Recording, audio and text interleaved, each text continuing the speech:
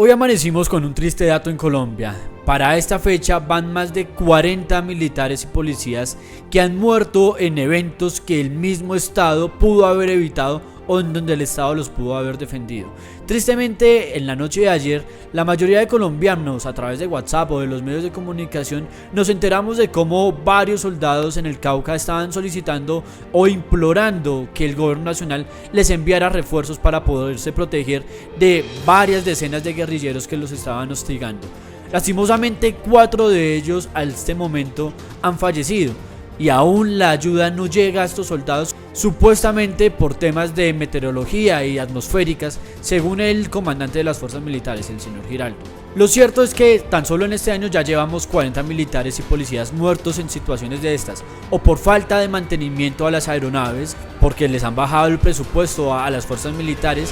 o por falta de apoyo helicoportado o por falta de apoyo táctico que les llegue para reforzarles las operaciones. Y estamos hablando solamente de 40 policías y militares que han muerto en el ejercicio de combatir a las bandas criminales y al terrorismo en Colombia, sin contar a la delincuencia común. Aún así, el gobierno nacional sigue dando pasos en una dirección que va encaminada al debilitamiento de nuestras fuerzas militares y de policía. Por ejemplo, la ruptura de relaciones con Israel, que al único que perjudica es al sector defensa del país, porque cada vez tenemos menos armas para combatir al terrorismo y al crimen, y porque también tenemos cada vez menos transferencia de tecnología y de conocimientos de uno de nuestros mayores proveedores del sector defensa del país. Pero para que se hagan una idea, vamos casi 40 o más de 40 a mayo. El año pasado tuvimos 50 policías y militares muertos por similares razones. Quiere decir que estamos a muy poco de que en este año en el gobierno de Gustavo Petro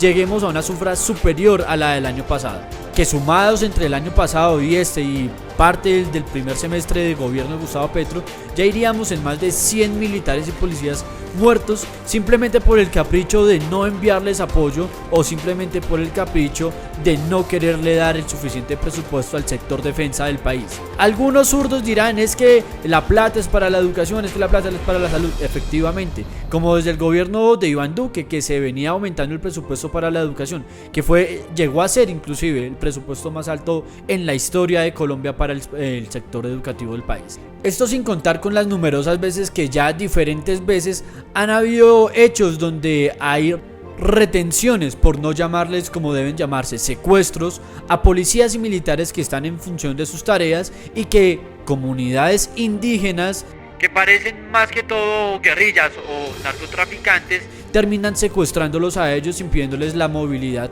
como lo vimos desde el primer momento del gobierno de Gustavo Petro en San Vicente del Caguán, por ejemplo. Paralelamente, mientras la seguridad cae, se pierde mágicamente armamento y el presidente, sin sonrojarse, sale a decir que se han perdido, inmediatamente a distraer la atención en supuestas mafias, cuando cada vez vemos como los grupos al margen de la ley cada vez tienen curiosamente más armas, al mismo tiempo que se pierden las armas del Estado en cabeza de él.